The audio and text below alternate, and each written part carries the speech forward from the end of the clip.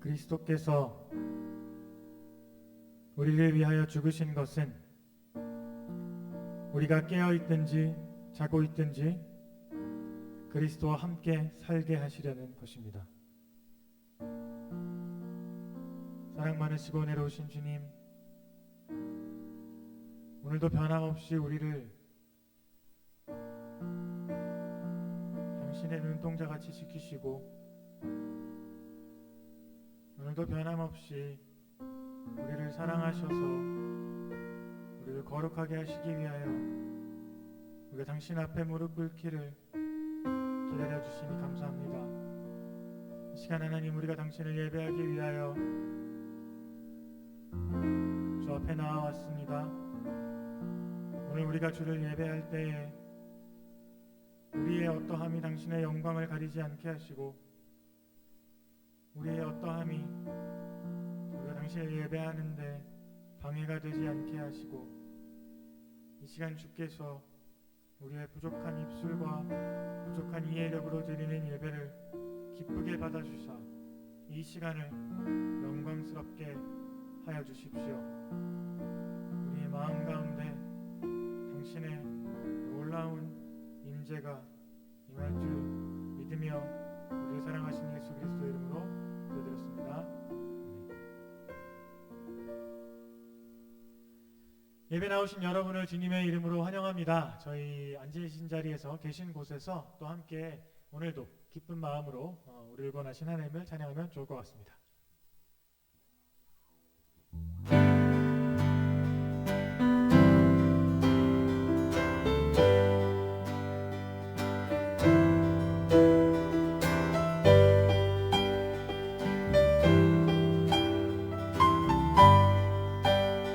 찬양하실까요? 예수 열방의 소망, 예수 열방의 소망, 예수 우리의 위로자,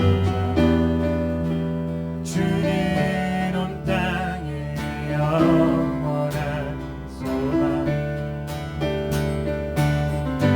예수 어둠 속에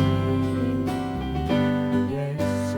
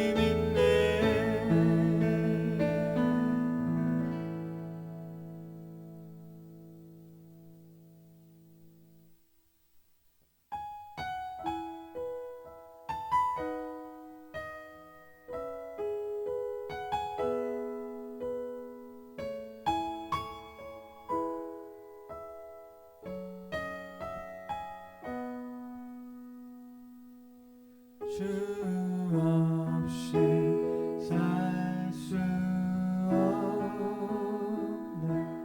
죄인의 구주여 그 귀한 보배 피로 날 구속하소서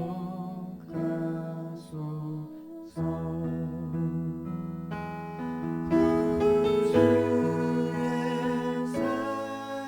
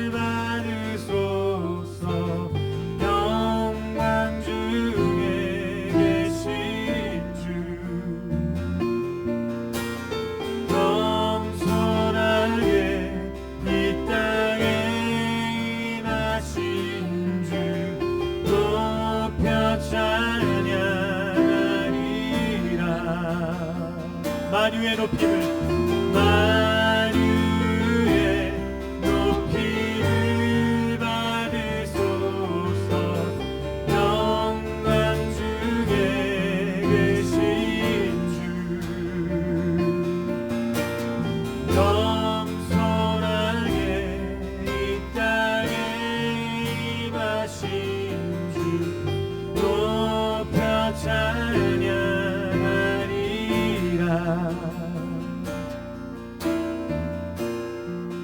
나 주를 경배하리 엎드려 절하며 고백해 주 나의 하나님. 오 사랑스러운 주님 존귀한 예수님 아름답고 놀라우신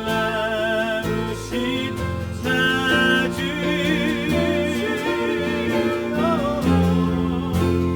엎드려 절하며 고백해 주 나의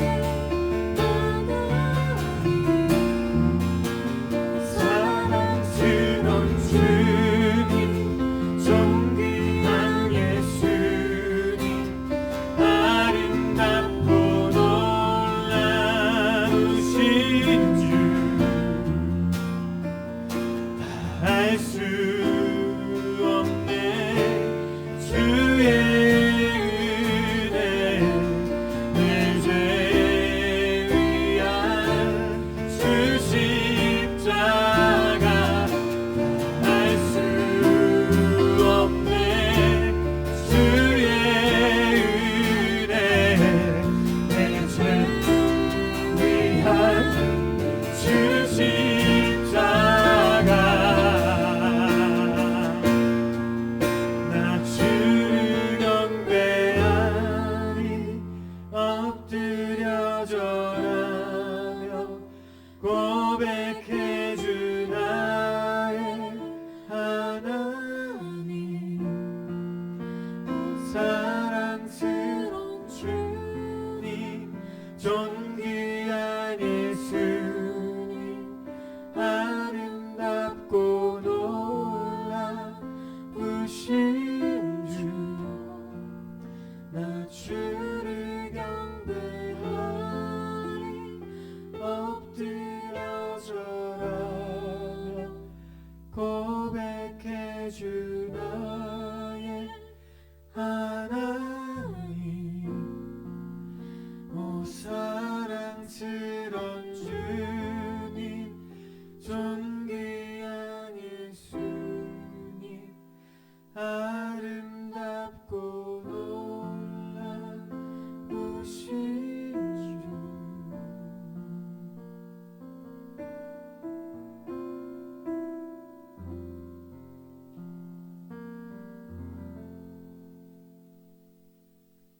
예배를 위하여 대표 기도가 있겠습니다. 만유의 주 되신 하나님을 찬양합니다. 주 앞에 나아가기 전에 한 주간의 우리의 삶을 되돌아보며 회개하기를 원합니다. 주의 뜻 따라 살지 못한 것 있다면 용서하여 주시옵소서. 힘들고 어려운 형편을 아시는 주님, 오늘 예배에 참여한 모든 심령들 위해 한없는 위로와 은혜가 허락되기를 소원합니다. 코로나19 팬데믹 상황이 물러가기를 원합니다. 새 학기를 준비하면서 좋은 소식들이 들려오게 하시고 잘 준비하여 힘차게 나아가는 가을 학기가 될 수 있도록 우리 모두에게 믿음을 허락하여 주시옵소서. 힘들 때일수록 하나님과 관계와 예배가 가정과 개인들에게서 살아있기 원합니다. 예배를 위해 수고하는 예배팀 위에 함께 하시고 가을 학기 예배 준비를 위한 공간 렌트를 위해 준비 중에 있습니다. 어려움 생기지 않도록 성령님께서 함께하여 주시옵소서. 교회 학교에서 준비 중인 여름 성경학교가 잘 진행되게 하시고 수고하고 애쓰는 분들 위해 지혜와 능력을 허락하여 주시옵소서. 예수 믿지 않는 자녀들도 동참하여 복음을 듣고 어린 심령들이 예수를 만나기를 원합니다. 오늘 주일학교와 중고등부 모든 곳에서 드려지는 예배에 성령님이 함께하여 주시옵소서. 말씀을 전하는 자나 듣는 우리 모두에게 은혜 충만케 하시고 말씀이 감사로 이어지게 하시고 우리들이 먼저 변하고 나아가서 세상을 변화시키는 주의 백성들이 나오는 교회가 되게 하여 주시옵소서. 모든 것을 감사드리며 우리 주 예수 그리스도의 이름으로 기도합나이다. 아멘.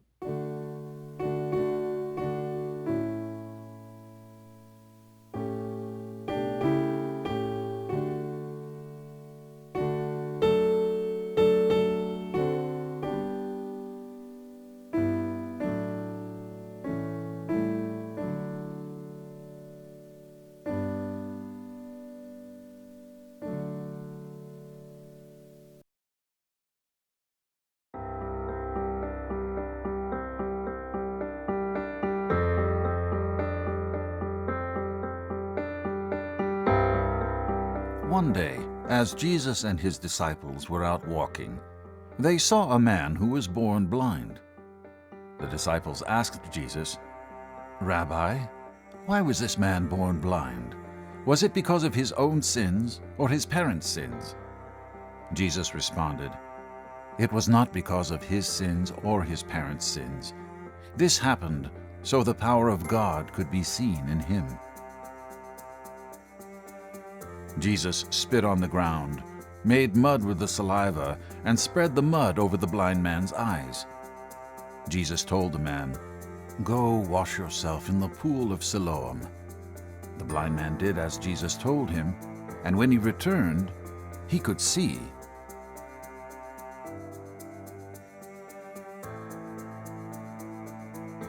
His neighbors and others who knew him couldn't believe it was him, but the former blind beggar kept telling them, "Yes, it's me." They asked him, "Who healed you? What happened?" He told them, "The man they called Jesus made mud and spread it over my eyes and told me, 'Go to the pool of Siloam and wash yourself.' I did as he told me, and now I can see." The man's neighbors asked where Jesus was, but he did not know. Then they took the man who had been blind to the Pharisees, a group of religious leaders. When the man told the Pharisees about what had happened, some of them said, "This man Jesus is not from God, for he is working on the Sabbath." Others said, "But how could an ordinary sinner do such miraculous signs?" The man who had been blind told them he thought Jesus must be a prophet. The Jewish leaders refused to believe that the man had been blind and could now see, so they called in his parents. The man's parents were afraid of the Jewish leaders because they had threatened to kick out anyone from the synagogue who said Jesus was the Messiah. So when the Pharisees questioned them, they confirmed that he was their son and that he was born blind, but they did not know how he could see or who had healed him. They told the Pharisees to ask him for themselves. "He is old enough to speak for himself," they said. For a second time, the man appeared before the Pharisees to answer their questions about his blindness and how he had been healed.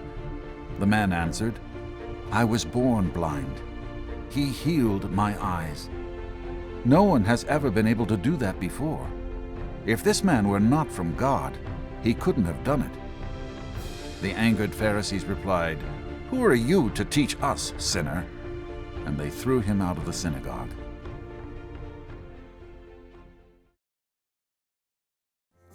When Jesus heard what had happened, he found the man and explained to him, "I entered this world to judge, to give sight to the blind, and to show those who think they see that they are blind." Some Pharisees who were standing nearby heard him and asked, "Are you saying we're blind?" Jesus replied, "If you were blind, you wouldn't be guilty.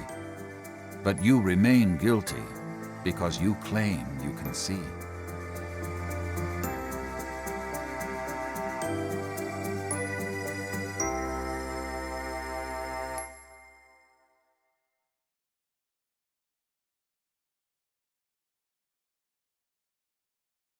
Hi. Last week, if you remember, we talked about Jesus being the light of the world. And today we're going to learn more about what Jesus means when he says, I am the light of the world, that he brings the truth to us in this world. In John chapter 9, it says, as he went along, Jesus and his disciples saw a man blind from birth. His disciples asked him, Rabbi, who sinned, this man or his parents, that he was born blind? Neither this man nor his parents sinned, said Jesus, but this happened so that the works of God might be revealed in him. As long as it is day, we must do the work of him who sent me. Night is coming when no one can work. While I am in the world, I am the light of the world. Jesus is the light of the world, and that means Jesus reveals the truth about what we see and don't see. The first truth that Jesus wants us to see is that we have judging hearts, and we prejudge people without really thinking about it. When Jesus and the disciples were walking along, they saw a blind man begging on the side of the road, and the disciples asked Jesus, Jesus, was this man born blind because his parents sinned or because he sinned? But they're assuming that someone is being punished for sin. When we see other people suffering or something bad happening, we can often think in a very similar way. We may think that the person got sick for a reason because they did something wrong. We may think that the reason for their misfortune is that God is punishing them. But Jesus tells us that we have to open our eyes and we need to see the truth, the Spirit's truth. And that is the reason God brings what appears to be hardship is so that God's glory can be shown in our weakness. The man wasn't blind because of sin, but he was born blind because God had great plans to do amazing things because he was blind. When God brings suffering into our lives, it's God's way of helping us and giving us a chance to see his power. If we let him, God can actually work miracles through our pain and our suffering. So we shouldn't be looking for blame, but God's blessing. The second truth that God wants us to see in today's passage is that Jesus actually sees our needs and the desires of our hearts. This man had been born blind. So throughout his whole life, from being a baby to the time that he was a grown-up, he was not able to see, and he really had the desire to see. And when Jesus opened his eyes, his whole life was transformed. He wanted to know who Jesus was so that he could worship him. Sometimes I ask Jesus to help me to be more loving or to be more patient. But God doesn't just snap his fingers and give us a patient heart. Instead, he puts us in situations where we can get angry, we can get upset, and we can be hurt. And he lets us have the opportunity to be patient in these times. But being patient then, it's actually a lot harder. So if we want to be patient, we have to ask God for help. If we turn to God in hard times, God promises us that he will help us through our difficulty. And what appears to be dark times may become bright times in God's power. The third truth that Jesus shows in today's passage is, it's hard to hear. At the end of the passage, Jesus finds the man who had been blind. And Jesus says, "For judgment I have come into this world, so that the blind will see, and those who see will become blind." Some Pharisees who heard him say this asked, "What? Are we blind too?" Jesus said, "If you were blind, you would not be guilty of sin. But now that you claim you can see, your guilt remains." Now, Jesus sounds like he's being very mean to the disciples, to the Pharisees, but actually he's being honest and he's poking them with the truth so that they can have a chance to wake up. Let's say that I'm looking at my hands And as I look at my hands, I realize that after a long day of work, my hands are actually really dirty, even though I don't see a whole lot of dirt on my hands. If I realize that, I'll go to the bathroom and I'll wash my hands really well with soap and water for at least 30 seconds. And if I do that, then my hands will be much, much cleaner. But if I look at my hands and I think, they're pretty clean, then why do I need to wash my hands? Why would I wash my hands if I think that I don't need to? Even if my parents were to tell me to wash my hands, I might think in my mind, why should I? They're not even that dirty. Now the Pharisees are quite proud, and they think that they're spiritually clean. They think that they see the truth. But when you think you see the truth, you don't look for the truth. When Jesus tells them they are spiritually blind, they get angry. Paul, one of Jesus' disciples, was a righteous man in the New Testament. And he says this in 1 Thessalonians, "Here is a trustworthy saying that deserves full acceptance. Christ Jesus came into the world to save sinners, of whom I am the worst. But for that very reason I was shown mercy, so that in me, the worst of sinners, Christ Jesus might display his immense patience." Now there's a lot of times in my life that I feel a little lazy. And if I admit to myself that I am lazy, I might actually have a chance to change my mind and try to work harder. But if someone tells me that I'm lazy, then I might get angry and I might deny the truth. I'll say, "No, I'm not lazy. I'm pretty hardworking." If I do that, then I won't have the chance to change and stop being lazy. Instead, I'll get angry and at whoever says that I'm lazy, and I'll actually become even lazier.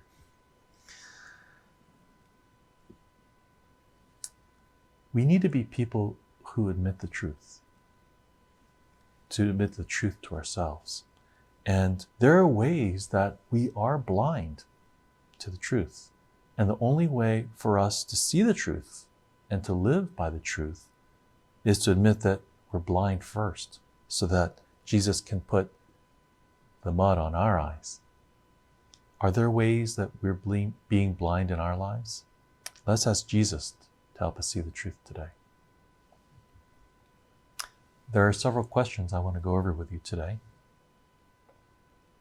Jesus told his disciples that the man was born blind. For what reason? Jesus told his disciples that the man was born blind so that the power of God could be seen in him. What did Jesus put on the blind man's eyes?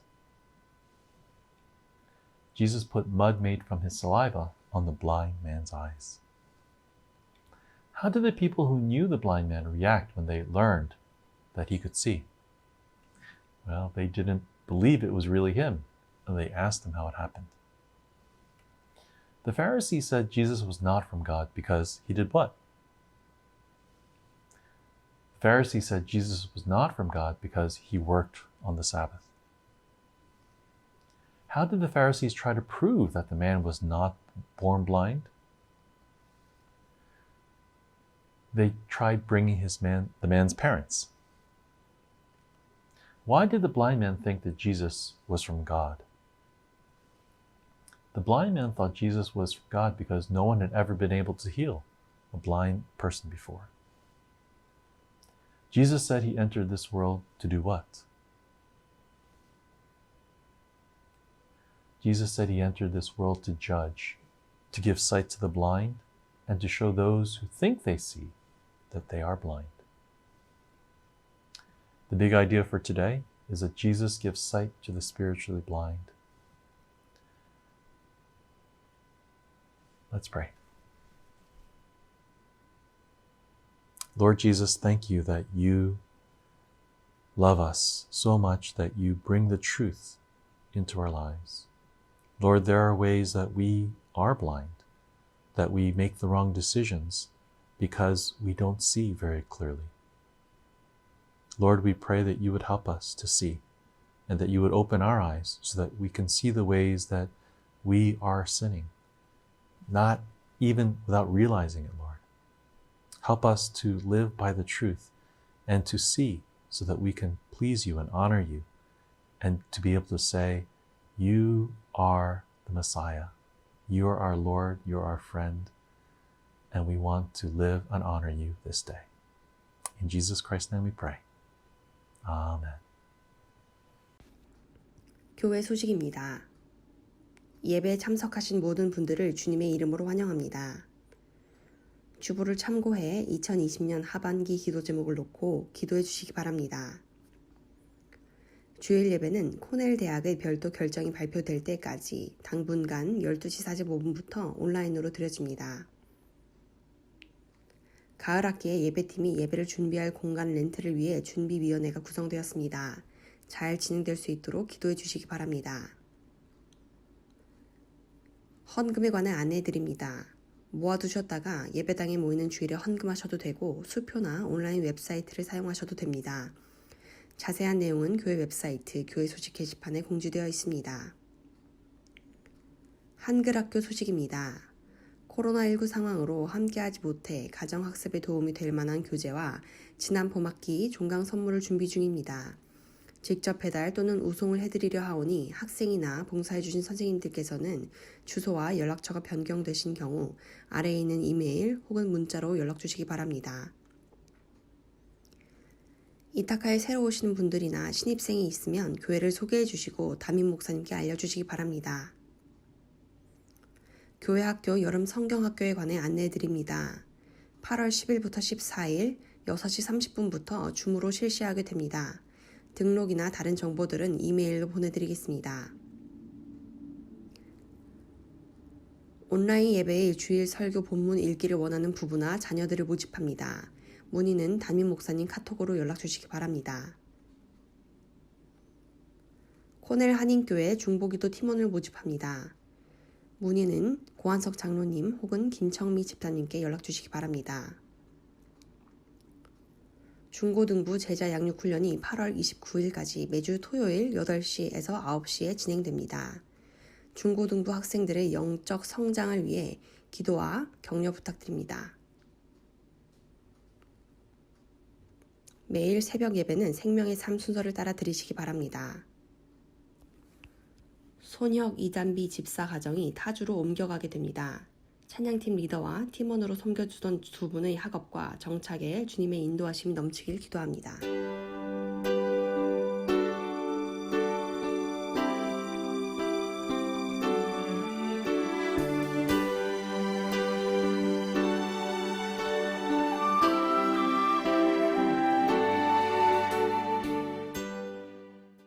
우리 성도님들 한 주간 승리하실 줄 믿습니다. 다시 모여서 예배를 드릴 때까지 예배를 소홀히 하지 마시고 늘 주님과 동행해 주실 줄 믿습니다. 아쉬운 소식을 하나 전합니다. 우리 교회 찬양팀 리더와 팀원으로 수고해 주시던 이 손혁 이단비 집사님 부부가 타주로 이주를 하게 됩니다. 두 분을 이끄실 주님을 기대하며 또 이 시간 함께 축복하며 자리에서 같이 기도해 주시기를 부탁드리겠습니다. 기도하겠습니다. 아버지 하나님, 사랑하는 이 부부가 또 이제 꿈을 꾸며 또 다른 곳으로 가서 공부를 하기를 시작합니다. 주님께서 가는 곳에 함께하여 주시옵시고 또 아버지 하나님 가는 곳 곳곳마다 하나님께 영광 돌리며 찬양하는 아름다운 부부로 세움받을 수 있도록 축복하여 주시옵소서. 힘들고 어려울 때 아버지 하나님 이 찬양을 통하여서 많은 사람들에게 기쁨과 소망을 주었습니다. 아버지 하나님 이 부부들을 통하여서 앞으로도 하나님께 영광 받을 수 있는 자리에 세움받게 하여 주시옵시고 공부할 때 지혜가 부족하지 않도록 지혜 주시고 능력 허락해 주시고 강건함으로 붙들어 주시고 인도하여 주시옵소서. 이들이 받을 아버지 하나님 그 놀라운 축복들이 하나님 앞에 섰을 때 아버지 하나님 잘했다 칭찬받는 부부 되게 하여 주시옵시고 더 많은 사람들을 주께로 인도하며 찬양하는 자들로 세움받을 있는 자리에 함께 서는 그런 기쁨의 자리가 될 수 있도록 이들을 사용하여 주시옵소서. 모든 것을 예비하고 있을 줄 믿습니다. 좋은 것을 이들에게 허락해 주시옵시고 가는 곳곳마다 아버지 하나님 좋은 사람들을 만나게 하시고 또 교회를 만나서 신앙생활 열심을 다해서 하나님을 섬기는 아름다운 부부가 되게 하여 주시옵소서. 모든 것을 감사드리며 우리 주 예수 그리스도의 이름으로 축복하며 기도합나이다. 아멘. 오늘 주시는 말씀입니다. 요한복음 20장. 안식후 첫날 일찍이 아직 어두울 때에 막달라 마리아가 무덤에 와서 돌이 무덤에서 옮겨진 것을 보고 이날 곧 안식 후 첫날 저녁 때 제자들이 유대인들을 두려워하여 모인 곳의 문들을 닫았더니 예수께서 오사 가운데 서서 이르시되 너에게 평강이 있을지어다. 12 제자 중에 하나로서 디모데라 불리는 도마는 예수께서 오셨을 때에 함께 있지 아니한지라. 다른 제자들이 그에게 이르되 우리가 주를 보았노라 하니 도마가 이르되 내가 그의 손의 못자국을 보며 내 손가락을 그 못자국에 넣으며 내 손을 그 옆구리에 넣어보지 않고는 믿지 아니하겠노라 하니라. 여드를 지나서 제자들이 다시 집 안에 있을 때에 도마도 함께 있고 문들이 닫혔는데 예수께서 오사 가운데 서서 이르시되 너희에게 평강이 있을지어다 하시고 도마가 대답하여 이르되 나의 주님이시오 나의 하나님이시니이다. 고린도후서 7장. 내가 지금 기뻐함은 너희를 근심하게 한 까닭이 아니요 도리어 너희가 근심함으로 회개함에 이른 까닭이라. 너희가 하나님의 뜻대로 근심하게 된 것은 우리에게서 아무 해도 받지 않게 하려 함이라. 하나님의 뜻대로 하는 근심은 후회할 것이 없는 구원에 이르게 하는 회개를 이루는 것이요 세상 근심은 사망을 이루는 것이니라. 보라, 하나님의 뜻대로 하게 된 이 근심이 너희를 얼마나 간절하게 하며 얼마나 변증하게 하며 얼마나 분하게 하며 얼마나 두렵게 하며 얼마나 사모하게 하며 얼마나 열심히 있게 하며 얼마나 벌하게 하였는가. 너희가 그 일에 대하여 일체 너희 자신의 깨끗함을 나타내었느니라. 아멘. 요즘 여름철이기도 하지만은 코로나로 인해서 이 생활 리듬이 변하면서 밤에 잠을 잠 못 자는 분들이 많다고 이렇게 전해지고 있습니다. 게다가 코로나가 이 장기적으로 가면서 염려들이 많습니다. 특별히 새학기를 맞이해야 하는 우리 청년들은 이 가을 신청부터 걱정이 됩니다. 초중고 이 대학에 우리 부모님들도 자녀들 못지않게 새학기가 근심이 되고 있습니다. 세상에는 이 기후라는 이 단어가 있는데요. 이것은 기인지우라는 말의 줄임말이기도 합니다.春秋전국시대의 중국에 이 기라는 나라에 한 사람이 있었는데요. 이 하늘이 무너질까봐 또 땅이 꺼질까봐 늘 걱정했다는 것에서 유래되었다고 합니다. 일어나지도 않을 것을 너무 과하게 걱정하고 두려워할 때도 이 기후라는 말을 우리는 사용하기도 합니다. 사실 걱정하고 염려하는 것이 몸에 안 좋다는 것 너무나 잘 알고 있습니다. 이것이 오래될 때 불면증도 오기도 하고요. 또 이렇게 우울증도 이렇게 생기기도 합니다. 그래서인지 이 잠언서 15장 13절도 마음의 근심은 심령을 상하게 한다라고 말씀하고 있습니다. 정신적인 건강뿐만 아니라 이 몸까지 상하게 할 수 있음을 이 잠언 17장 22절은 심령의 근심은 뼈를 마르게 한다라고 이렇게 경고까지 해주고 있습니다. 우리 주님도 역시 이 마태복음 6장 25절에서는요, 이 목숨을 위하여 무엇을 먹을까, 무엇을 마실까, 또 몸을 위하여 무엇을 입을까를 염려하지 말라라고 이렇게 말씀합니다.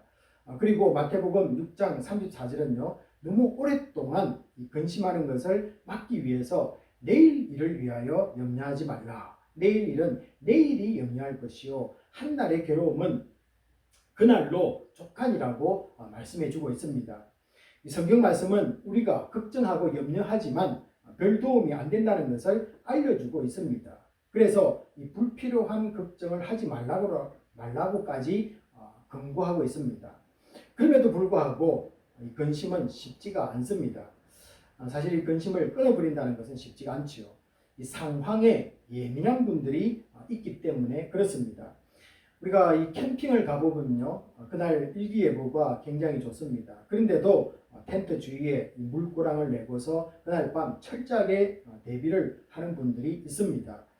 이때로는 이 예민함이 예상하지 못한 이 폭우를 만나서 도움을 받을 때도 있습니다. 사실 우리가 예술 작품이나 또 문학 작품에서 보면요, 좋은 걸작들은 이 작가들의 이 스트레스와 고뇌 속에서 나오는 것도 사실입니다. 성도님들도 이 근심이 생기면은 잠을 못 자는 일도 있지만은 그것 때문에 우리가 기도의 자리로 나아갈 때가 있습니다. 그리고 이 근심과 고뇌로 인해서 이 기도의 사람이 되는 경우가 많습니다. 우리가 이제 성경에서 한번 그런 예를 구약과 신약에서 한번 보게 될 텐데요. 먼저 이 구약을 보시면은 그 좋은 예가 이 한나인 경우인 것 같습니다. 한나는요, 우리가 좋은 것 먹고 또 입고 또 그리고 좋은 곳을 여행하면서 불편 없이 살았습니다. 그런데 그런 한나에게도 한 가지 근심이 있었습니다. 자식이 없었습니다. 그러나 이 자식이 없는 것도 이 남편의 사랑으로서 덮어졌습니다.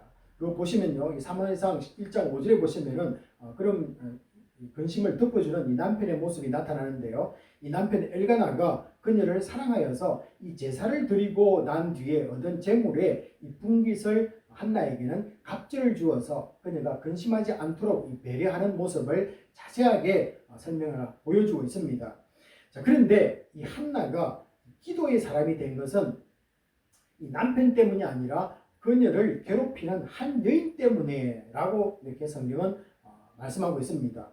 사무엘상 1장 6절에 보시면요, 그녀의 적수 브닛나가 심히 격분하게 하여 괴롭게 하더라라고 이렇게 말씀하고 있습니다. 이 브닛나는 임신하지 못하는 한나를 매우 상심하게 근심하도록 괴롭혔던 것 같습니다. 이 근심이 그녀로 하여금 하나님과 깊이 이 대화를 나누는 사람으로 변하게 만들었다는 것입니다.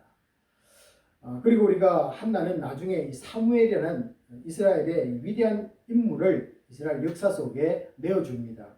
이스라엘 나라가 왕족으로 나아갈 때 마지막 사사로 쓰임받던 사람이 사무엘인 것 우리가 너무나 잘 알고 있고요. 또 두 왕을 세우고 또 하나님의 사람 이 다윗을 길러내는 좋은 스승이 되었다는 것도 우리가 너무나 잘 알고 있습니다.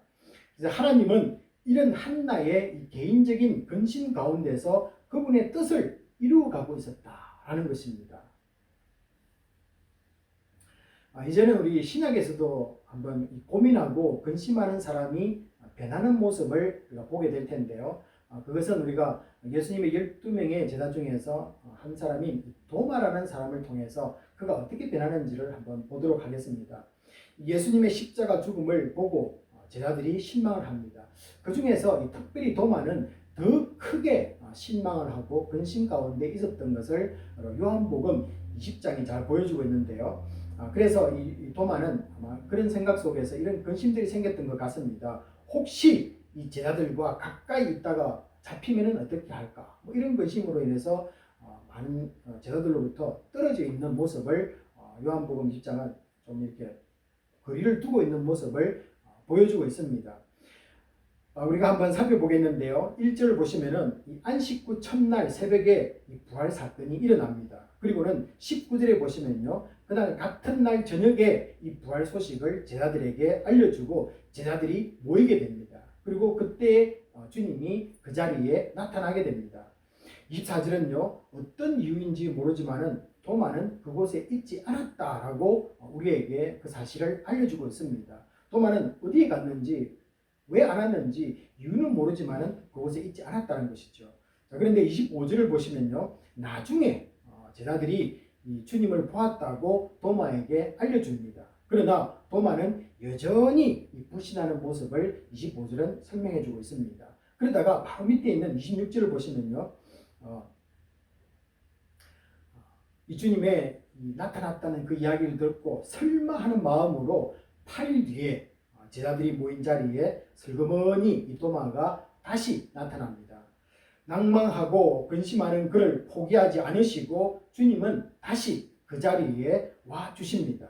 그 순간 그가 가진 의심과 이 두려움과 근심은 사라집니다. 그리고는 28절에 보시면요, 주님에 대한 그의 위대한 고백은 나중에 도마를 인도에까지 가서 순교하게 만들었다고 전해지고 있습니다. 여러분, 여기까지 우리가 이 말씀을 나누다 보면요, 이 한편으로는 세상 일에 집착해서 근심에 빠져드는 그런 사람도 있습니다. 또 다른 한편으로는 근심으로 출발하지만은 이 주 안에서 이 기도의 사람이 되어서 좋은 이 결과를 낳는 경우도 우리가 바라보게 됩니다. 우리 성도님들도 좋은 결과를 낳는 근심을 할 줄로 믿습니다. 여러분 이런 근심, 하나님이 기뻐하는 근심을 하나님의 뜻대로 하는 근심이라고 고린도후서 오늘 보았던 이 7장 9절과 10절과 11절에서 이 세 번에 걸쳐서 하나님의 뜻대로 하는 근심이다라고 우리에게 말씀을 해주고 있습니다. 그리고 해보았자 아무런 영양가가 없는 것을 보면 고린도후서 7장 10절에 보시면요, 이 세상 근심이라고 두 가지를 분리시켜서 다른 의미로서 우리에게 소개를 바울이 해주고 있습니다. 그런데 이것을 어떻게 구분하느냐, 제가 말씀을 이제 앞으로 쭉 나가는데요, 이 세 가지 어떤 그런 근거를 제시해주고 있습니다. 이것은 이 9절과 10절을 보시면요, 이 두 가지 근심을 구별하기 위해서 먼저 회개가 있는가, 그리고 또 이 다른 사람에게 선한 영향력을 미치는가, 또 아니면은 그리고 그 회개는 구원에 이르는지를 이 세 가지 조건으로 오늘 본 말씀 9절과 10절에서는 그것을 제시를 하고 있습니다. 그래서 오늘 그 예들을 쭉 보게 될 텐데요, 이 세 가지의 근거에서 여러분들이 한번 말씀을 들으시면은 하나님의 뜻 가운데서 하는 근심은 어떻게 주님이 원하고 있는가를 잘 볼 수가 있을 것입니다. 먼저 이 세상 근심을 한번 살펴보려고 하는데요, 여러분 이 세상에서 제일 먼저 근심한 사람이 누구일까요? 우리가 분명히 아담일 것입니다. 창세기 3장 8절에서 이 아담이 선악과를 먹은 후 하나님의 낯을 피하고 숨은 것을 처음으로 인간이 근심하는 모습이다 라고 성경은 우리에게 전해주고 있습니다. 이 근심 가운데 있는 아담에게 이 던져진 질문은요, 먹지 말라고 한 그 나무 열매를 먹었느냐라고 하나님께서 물으십니다. 이때 하나님이 주셔서 함께 있게 한 그 여자가 주어서 먹었나이다 라고 창세기 3장 12절에서 아담이 이렇게 대답을 합니다. 자세히 보면은 이 아담은 근심하지만 이 회개의 자리로 나아가지 못합니다. 그래서 첫 번째 조건이었던 회개가 있느냐, 회개는 없습니다. 먼저 또 그리고 하나님을 원망하면서 이 여자의 탓으로 돌립니다. 아담은 그렇게 보이시고 있지 않습니까? 이것으로 아담이 했던 이 뼈 중에 뼈요 살 중에 살이라고 불렀던 자기의 가장 사랑하는 이웃인 이 아내에게 깊은 상처를 남깁니다. 그래서 하나님의 뜻으로 하는 것은요, 회개가 있느냐, 그 회개가 남들에게 좋은 선한 영향력을 미치느냐, 이 두 번째도 이 아담은 실패합니다. 그리고 계속해서 보시면요, 영원한 생명인 이 구원이 아닌 첫사람 아담으로부터 영원한 사망이 들어오는 저주를 받는 모습을 보게 됩니다. 그래서 세 번째 조건인 이것이 진정한 회개를 통해서 나아가는 구원에 이르는 회개가 있었느냐, 구원에 이르지도 못하는 모습을, 그래서 이 세 가지를 다 충족시키지 못하는 이 세상 근심의 첫 번째 모습을 아담에게서 보여주고 있습니다. 그래서 오늘 읽은 고린도후서 7장 9절 10절에서 이 세 가지를 아담과 비교를 해보시면은 이것이 정말로 맞아 들어가는 모습을 우리가 보게 될 것입니다. 이 아담과 같은 이 자기 변명과 합리화는 회개가 아닙니다. 회개는 나의 죄로 인해서 나를 죽일 수도 있는 하나님 앞에 모든 것을 맡기는 것입니다. 살기를 바라는 마음으로 나아가는 그런 태도는 회개가 아닙니다. 그저 죽을 수밖에 없는 처지를 솔직히 고백하며 하나님의 은혜만을 기다리는 자리가 바로 회개의 자리입니다. 우리가 이런 모습을 한번 세상 근심을 하게 되는 모습을 또 한 예를 한번 살펴보겠는데요, 가롯 유다를 한번 보려고 합니다. 마태복음 26장 15절은 이 가롯 유다가 주님을 은 30에 팔아먹습니다. 그리고 그의 세상적 근심이 시작되는 모습을 이 마태복음 26장 16절은 이렇게 표현합니다. 그가 그때부터 예수를 넘겨줄 기회를 찾더라고 말하고 있습니다. 여러분, 예수님을 팔려고 할 때 그 기회가 언제 올지 굉장히 마음속에 근심하고 고민하고 했지 않겠습니까? 이 세상 근심을 한번 여러분, 이 가룟 유다가 하고 있는 이 세상 근심을 한번 자세하게 한번 보시기 바랍니다. 자기가 하는 일이 얼마나 하나님 앞에서 큰 죄임을 생각하지 못하고 하고 있다는 것입니다. 이것이 세상 근심의 모습입니다. 그러니까 자기가 무엇을 하고 있는지, 하나님의 나라를 위해서 하고 있는지 큰 죄임을 모르게 만드는 것이 세상 근심이다라는 것이죠. 이 자기가 판 스승이 누구인가를 영적 차원에서 생각하는 것을 불가능했다면은 한번 다르게도 한번 생각해 볼 수 있지 않겠습니까? 예를 들면 이것이죠. 인간적으로 한번 생각해 보시기 바랍니다. 3년 동안 따라다녔던 그 스승을 팔 수가 있습니까? 못해. 한 번만이라도 생각해 볼 수 있었을 것입니다. 그리고 윤리적으로도 생각해 볼 수 있습니다. 나의 스승을, 내가 따르고 존경했던 스승을 팔아먹을 수 있다. 이것도 한 번만 생각했다면 뭔가 달라졌지 않겠습니까? 그리고 상식적으로 한번 생각해 보시기 바랍니다. 예수님이 이 땅에 오셔서 뭐 악한 일을 하셨습니까? 모든 것을 보시면요, 사람들을 살리시고 좋고 착한 일을 하시는 모습을 보게 됩니다.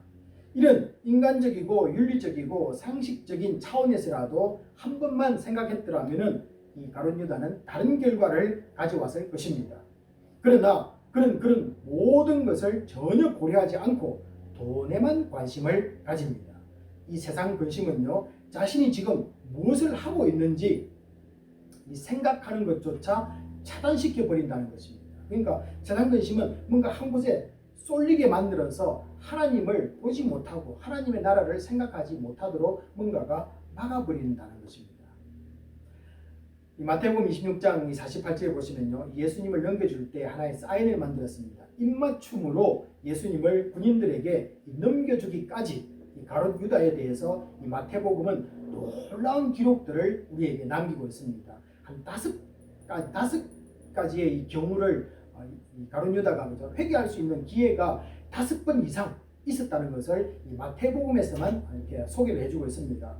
우리가 한번 자세하게 볼 텐데요. 마태복음 26장 21절에 보시면요, 주님은 유월절 음식을 먹을 때 이렇게 말합니다.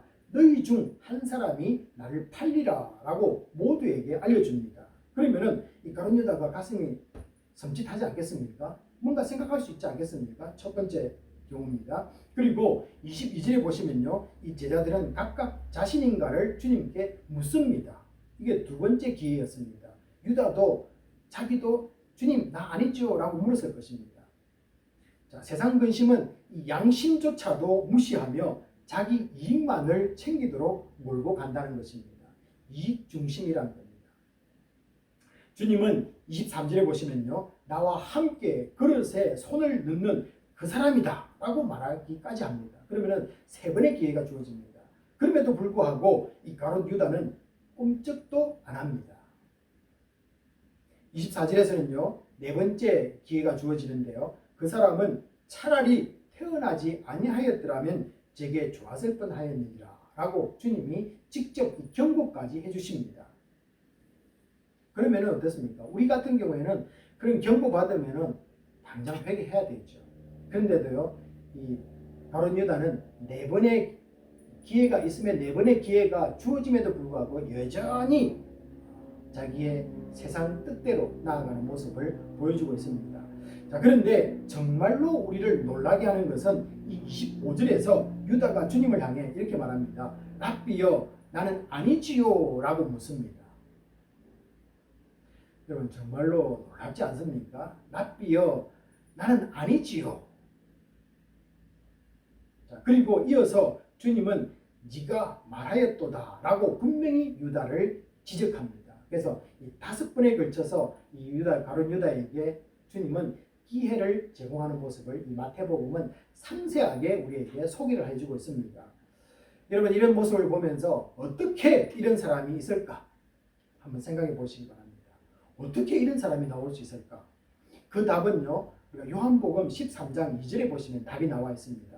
요한복음 13장 2절에서 보시면요, 사탄이 이미 그에게 예수를 팔 생각을 집어넣었기 때문이다 라고 요한복음은 우리에게 말씀해주고 있습니다.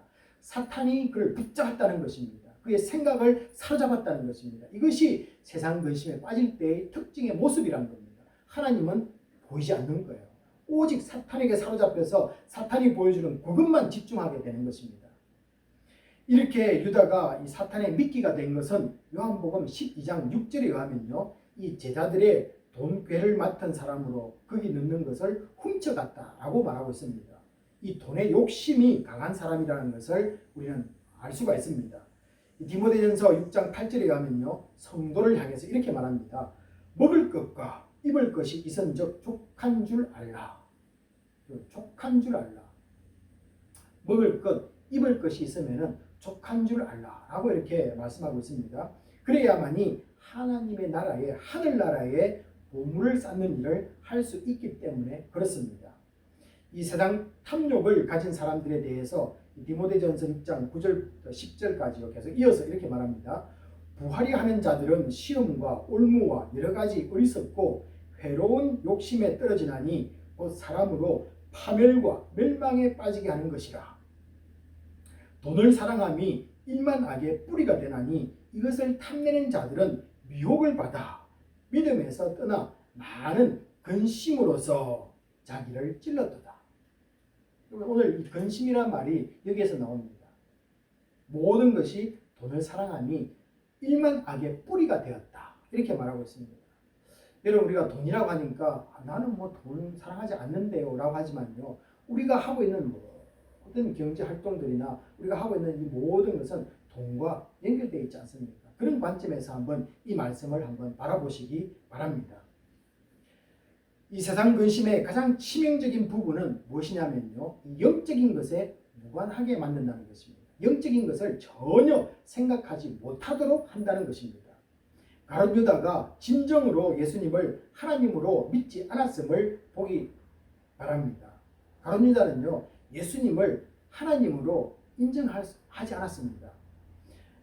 다른 제자들은 우리가 잘 알다시피 마태복음 16장 17절에 보시면 베드로의 위대한 고백이 나오지 않습니까? 주는 그리스도시요 살아계신 하나님이십니다 라는 이런 위대한 고백을 했습니다. 그리고 요한복음 20장 28절에 이 도마는 나의 주님이시요 나의 하나님이십니다 라고 이 도마도 결국에는 위대한 고백들을 남깁니다. 분명히 이런 고백들을 들을 때 가룟 유다도 그런 고백, 제자들이 하는 고백들을 그가 귀에 들었을 것입니다. 하지만은 그는 늘 주님을 뭐라고 부르냐면요, 여러분 마태복음 26장 25절 그리고 49절에 보시면요, 가룟 유다가 예수님과 대화하는 그 장면들을 구석구석 기록하고 있습니다. 그때 주님을 부르는 가룟 유다의 말을 보면요, 한 번도 주님이라는 말이 나오지 않습니다. 메시아라는 말이 나오지 않습니다. 하나님의 아들이십니다라는 말이 나오지 않습니다. 뭐라고 부르냐면요, 제가 앞에서 읽었는데요, 늘 이 가룟 유다는 랍비여 라고 부릅니다. 랍비. 세상적인 선생 이상은 그에게는 아니었다는 것입니다. 예수님은요, 그냥 선생에 불과했다는 것입니다. 병자들을 고칠 때 네 죄가 용서함을 받았다는 이 주님의 말씀을 수없이 가룟 유다는 들었을 것입니다. 그 말을 못 들어도 주님이 일으키는 기적들은 눈으로 보았을 것입니다. 그럼에도 불구하고 이 메시아, 구원자, 주님, 하나님으로도 생각지도 않고 있다는 것입니다. 여러분 한번 가셨어요. 시간이 나시면 마태복음만이라도 한번 쭉 읽으시면서 가룟 유다와 예수님이 대화하는 장면 속에서 그가 어떻게 부르는가 그것만 한번 체킹해 보시기 바랍니다. 자, 그러므로 이 세상 근심은요, 이 회개와 구원과 이런 문제에 대해서 전혀 무관함을 명백하게 보여주고 있습니다. 그러니까 이 세상 근심은 우리로 하여금 구원에 이르게 하지 못한다는 것을 보여주고 있습니다. 교회는 나오지만은 내 죄의 문제, 십자가의 죽음과 부활에 관심이 없습니다. 그냥 복 받는 일, 기분 전환하는 곳, 사람 만나서 네트워크를 만드는 일, 세상보다 좀 좋은 사람들 가면은 만날 수 있겠지라는 기대감, 정신적 스트레스가 푸는 곳으로 교회가 보일 뿐입니다. 여러분, 이런 분들은 세상 근심 속에 빠져들어갈 수밖에 없습니다. 왜냐하면요, 예수를 만나지 못했기 때문에 그렇습니다. 이 세상 근심은 예수를 만나서 복음을 들어도 회개할 수 있는 기회를 놓쳐버렸습니다. 그 이유는 이 가룟 유다처럼 하나님 나라와는 전혀 무관하게 살았기 때문에 그렇습니다. 그의 속은 세상 것으로 가득 차 있었습니다. 한 번도 자기 중심에서 벗어나지 못하고 마지막 순간까지도 자기 인생을 스스로 마침으로써 하나님을 끝까지 인정하지 않는 가룟 유다였습니다. 그러므로 구원에 이르는 회개는 세상 것으로 가득 차 있는 내 심령의 자리에 하나님 말씀 앞에 자리를 내어주는 것입니다. 이것이 하나님의 뜻대로 하는 근심의 모습입니다. 그 여유가 들어올 수 있도록 하나님의 자리가 마련될 수 있도록 내 자리를 비워주는 것입니다. 사람들은 자신보다 높은 사람이 오면은 자기 자리를 내어줍니다. 회개가 없다는 것은 우리 신앙생활 속에서 회개가 없다는 것은 예수를 자신보다 아직은 낮게 생각하고 주님으로 모실 수 있는 이 겸손이 아직 생기지 않았음을 보여주는 증거입니다. 그래서 우리가요, 교만할 때는 내가 예수님보다 위에 있을 때입니다. 그리고 주님이 늘 나의 종으로 보일 때 내가 회개가 일어나지 않을 때라는 것입니다. 세상 근심은 걱정과 슬픔에 대해서만 마음 아파하고 걱정합니다. 그러다 자포자기하고 한탄과 절망하며 자기 합리화를 찾고 원망과 분노로 타인에게 피해를 주고 마지막으로는 자신에게도 위험한 인생을 삽니다. 가룟 유다는 마지막에 자기 목숨을 스스로 끊어버리지 않습니까? 우리는 이런 죄를 피할 수 있기 위해서는 하나님의 뜻 가운데 하는 근심이 일어나야만 합니다. 이제부터 그런 말씀을 보게 될 텐데요. 이 고린도후서 7장 11절은 이 하나님의 뜻대로 하는 근심이 만들어내는 특징을 한 7가지 정도를 소개를 하고 있습니다. 오늘 제가 이걸 다 설명할 수 없습니다. 단지 하나만 여러분에게 소개하겠는데요. 이 고린도후서 7장 11절을 보시면은 그중 하나는 우리로 하여금 간절하게 한다. 간절하게 만든다는 것입니다. 뭔가를 간절하게 만든다. 자, 그런데 오늘 이 7장 11절의 그 첫 번째 특징 중에 하나가 간절하게 우리를 만든다고 했는데 이 목적어가 생략되어 있습니다. 무엇을 간절하게 하는 것인가를 생각해버리고 우리로 하여금 간절하게 만들었다. 이렇게 말씀하고 있습니다. 자, 그런데 우리가 생각해 볼 수 있는 것은요. 성공, 건강, 돈이나 세상적인 것이 아니라는 것을 너무나 잘 알고 있습니다. 왜냐하면요. 그것은 세상 근심이 하는 것이고 하나님의 뜻 안에서 하는 근심은 그런 것은 아니라는 것을 우리가 너무나 잘 알지 않겠습니까? 우리는 풍요함으로부터 잃어버린 것에 대한 간절함이 회복해야만 합니다. 우리는요. 너무 배가 부르고 너무 잘 살아서 이 간절함을 잃어버렸습니다. 너무 잘 살아서 이 배고픔의 아픔을 상실하고 이웃의 아픔이 다가오지가 않습니다. 큰 사고와 이 뉴스에는 사람들이 관심을 갖지만은 정말로 내 옆에서 신음하고 아파하는 내 이웃의 고통에는 무관심하고 나태하고 있습니다. 여러분, 이것을 회복하는 것이 하나님의 뜻 안에서 우리가 근심하는 사람들의 모습이라는 것입니다. 여러분, 다들 이름 내고 사람들이 모이는 곳에만 쏠립니다. 예수 그리스도가 이 땅에 보여준 사랑이 빛을 잃어가고 있습니다. 게다가 예수 천당, 불신 지옥이라는 이 말조차 싫어하는 영적 무감각 속에 우리는 빠져가고 있습니다. 대간절 우리의 근심은 어디에 있습니까? 여러분, 지금 하고 있는 여러분의 근심은 어디에 관심을 두고 있느냐라는 것입니다. 한번 생각해 보시기 바랍니다. 자녀, 진학, 직장, 성공, 업적, 재산이라는 이 물질주의에 성도들조차도 매몰되고 있습니다. 드리는 예배조차 형식화되고 영적 감각도 무뎌집니다. 찬양에 가슴 뛰는 분들이 줄어듭니다. 회개하라는 말씀이 실정이 나기 시작합니다. 그 말씀 좀 안 했으면 좋겠다. 세상의 이단들이 이렇게 설친다는데도 기도가 나오지 않고 있습니다. 기도하는 일에 성실과 뜨거운 열정과 절박함을 잃어버렸습니다. 삶에 목마름이 없습니다. 모든 것이 돈으로 해결되는 이 세상에 너무나 우리가 익숙해 있기 때문에 그렇습니다. 여러분, 우리 캠퍼스는 어떻습니까? 주님께 나아가서 강구하는 시간에 투자하기보다는 실력과 자기의 성과를 쌓는 일에만 우리는 관심이 쏠려 있습니다. 무한 경쟁 속에서 신앙의 가치인 이 겸손과 배려와 사랑을 상실했습니다. 그러다 보니 개선, 발전이라는 명목으로 비판할 것만 찾는 사람들이 될 수 있는 위험 속에 빠져 있습니다. 이런 우리들은 이제 어떻게 해야 합니까? 이런 우리들의 모습을 바라보면서 우리는 지금 어떻게 나아가야 될 것인가 라는 것입니다. 하나님이 원하는 이 근심이 우리 가운데서 다시 시작되어야만 합니다. 이것이 답입니다. 이것밖에 없습니다. 그래서 다시 경건을 회복하고 기도의 열정을 되찾고 내 이웃에 대한 사랑을 다시 시작해야만 됩니다. 그렇지 않고는 진정으로 구원받는 성도가 아닙니다. 하나님의 뜻으로 하는 근심은 생명 있는 회개로 나아가게 합니다.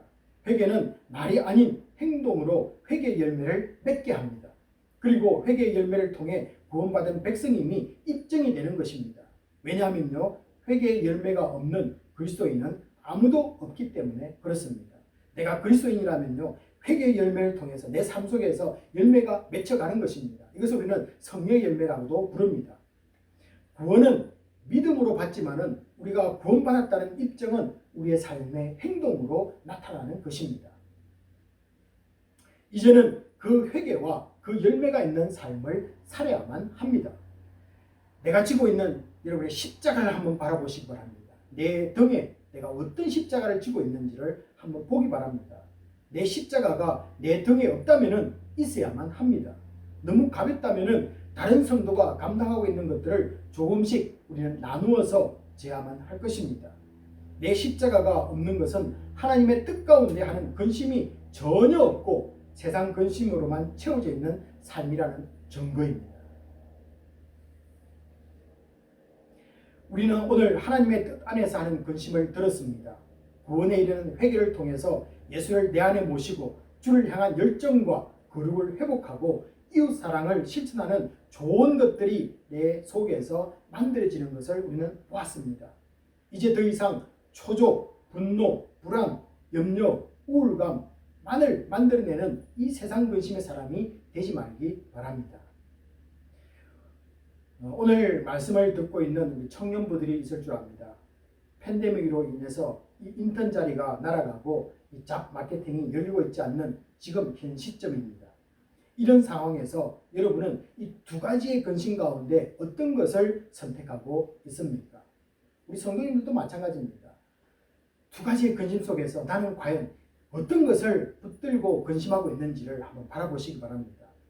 직장에 대한 걱정과 미래에 대한 세상 근심보다는 불안에 떨고 있는 나 같은 사람에게 함께해 주심을 주님을 선택하시기 바랍니다. 이것이 주의 뜻 가운데 하는 근심하는 사람의 모습인 것입니다.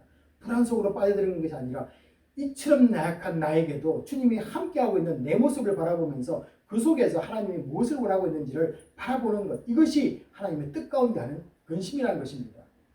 나의 약한 부분을 알게 하시고 마음의 동료를 붙잡아 주시고 이 힘든 상황에도 헤쳐나가는 지혜를 허락하는 성령님을 찬양하는 우리 성도님들이 되시기 바랍니다. 이 하나님 뜻 가운데 근심하는 자들을 주님은 외면하지 않습니다. 회개는 주님께 돌아가는 것이고 집 나간 아들이 아버지 집으로 돌아가기만 하면은 모든 것을 다시 회복하는 복을 누리게 됩니다. 사람들과의 관계에서 힘든 분들이 있습니까? 자녀로 인해서 걱정하는 분들이 계십니까? 재정적 손해를 본 분들이 우리 성도님들 가운데 있다 해도 세상 근심을 선택하지 말기 바랍니다. 하나님의 뜻 안에서 하는 근심을 시작할 때 주님만을 의지하지 못하고 사는 나를 불쌍히 여겨서 은혜를 허락하실 줄 믿습니다. 이 은혜 가운데 하나님과 관계가 부족했음을 내 입술은 시인하게 될 것입니다. 하나님만 생각하고 주님만 인정하고 성령님만 의지하는 근심은 우리를 평강으로 충만케 하실 것을 믿습니다. 이 은혜 성도라면 반드시 이 맛을 보셔야만 됩니다. 스트레스만 내 속에서 쌓아가는 세상 근심을 이제 버리시기 바랍니다. 주님이 기뻐하고 우리 삶을 풍성케 하는 하나님의 뜻 안에서 이루어지는 근심이 힘들고 어려운 팬데믹을 통과하는 우리 코넨 한인교회 성도님들 가운데서 더 많아지기를 주님의 이름으로 축복합니다. 이 시간은요, 내게 주신 말씀을 붙잡고 잠시 통성으로 기도하는 시간을 갖도록 하겠습니다. 오늘은 이 말씀 속에서 보았듯이 확실하게 세상 근심을 내려놓기 원합니다. 그리고 하나님의 뜻대로 하는 근심을 내가 시작하기를 원합니다. 나에게 진정한 회개가 있하여 주시옵소서. 이 회개를 통하여서 하나님 구원에 이르는 근심을 내가 쌓아가기 원합니다. 그리고 세상에서 좋은 관계들을 회복하는 세상 사람들에게 선한 일을 이루어내는 그런 하나님의 뜻 가운데 이루어지는 그런 근심이 우리 교회 가운데 있기를 원합니다. 라고 우리 같이 한번 통성으로 기도하도록 하겠습니다. 기도하시겠습니다. 아버지 하나님 오늘 이 말씀을 통해서 감사합니다. 지난 시간을